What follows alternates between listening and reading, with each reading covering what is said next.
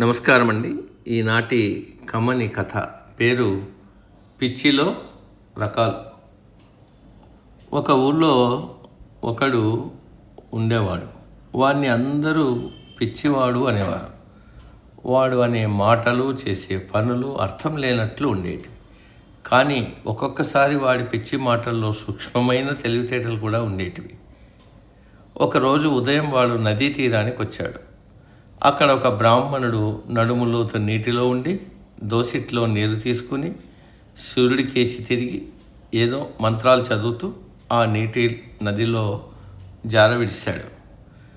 అయ్యా, మీరు ఎందుకు అలా చేస్తున్నారు అని పిచ్చివాడు ఆ బ్రాహ్మణ్ణి అడిగాడు.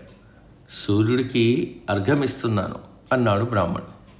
వెంటనే పిచ్చివాడు తాను కూడా నదిలోకి దిగి సూర్యుడికి వీపు పెట్టి దోసిట్లో నీళ్ళెత్తి నదిలో విడవసాగాడు.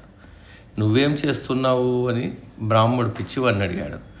మా తోటకు నీరు పోస్తున్నా, అది పడమరగా ఉంది అన్నాడు పిచ్చివాడు. నువ్వు ఇక్కడ నీరు పోస్తే మీ తోట ఎలా తడుస్తుందో పిచ్చివాడా అన్నాడు బ్రాహ్మణుడు నవ్వుతూ. 1,000 మైళ్ళ దూరంలో ఉన్న సూర్యుడికి మీ అర్ఘ్యం చేరగా లేనిది 10 మైళ్ళ దూరాన ఉండే మా తోటకు నేను పోసే నీరు అందదా అని పిచ్చివాడు అడిగాడు. ఇలా ఉంటాయి పిచ్చి వాళ్ళ ఆలోచనలు, వాళ్ళ తెలివితేటలు.